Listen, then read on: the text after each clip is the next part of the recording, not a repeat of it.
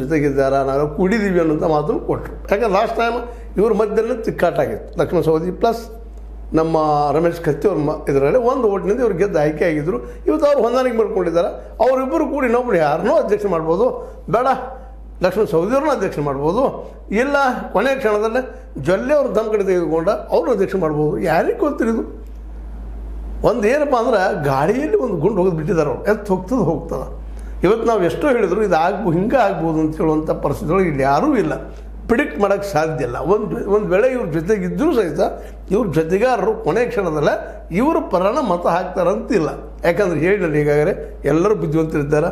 ಅವರಿಂದ MLAಗಳಿದ್ದಾರೆ, ಅವರಿಂದ ರೈತರಿದ್ದಾರೆ, ಆಯಾ PKPS ಸೊಸೈಟಿ ಸದಸ್ಯರಿದ್ದಾರೆ, ಆ ಸದಸ್ಯರು ಮತ್ತು ರೈತರಿದ್ದಾರೆ.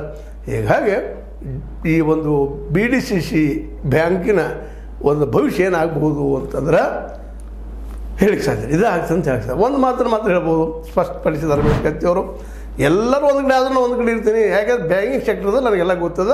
ಇಲ್ಲೇ ಯಾವುದೇ ಈ ಬ್ಯಾಂಕಿನ ಹೆಸರಲ್ಲೇ ಕಳ್ಳ ವ್ಯವಹಾರ ಆಗೋದಕ್ಕೆ, ಯಾರ್ಯಾರಿಗೂ ಲೋನ್ ಹೆಸರು ಕೊಡೋದಕ್ಕೆ ಯಾರೋ ಪ್ರಯತ್ನ ಮಾಡಿದರು. ಅದಕ್ಕೆ ನಾನು ನಿಂತ ಬ್ಯಾಂಕಿಂಗ್ ಸೆಕ್ಟರ್ದಾಗ ನಾನು ಸಾಕಷ್ಟು ತಿಳಗಿದ್ದಂಥ ಬಂದರೆ ಅದನ್ನೆಲ್ಲ ವಿರೋಧಿಸ್ತೀನಿ ಅಂತೇಳಿ ಇಂಡೈರೆಕ್ಟಾಗಿ ಮೆಸೇಜು ಕಳಿಸಿದ್ದಾರೆ. ಇದಕ್ಕೆ ನಮ್ಮ ಮೆಜಾರಿಟಿ ಬೇಕಂತಿಲ್ಲ, ನಾ ಅಧ್ಯಕ್ಷ ಆಗ್ಬೇಕಂತಿಲ್ಲ. ನಮ್ಮ ಸಮಾನ ಮನಸ್ಸಿಗೆ ಬಂದ್ರೆ ನಾವು ಆಗಿ ಬಿಡ್ತೀವಿ, ಆ ಮತ್ತು ಬೇರೆ. ಆದರೆ ನಾವು ಒಬ್ಬಾದ್ರೂ ಆಯ್ಕೆ ಆಗ್ತೀನಿ. ಈಗಿನ ಪರಿಸ್ಥಿತಿ ನೋಡ್ರೆ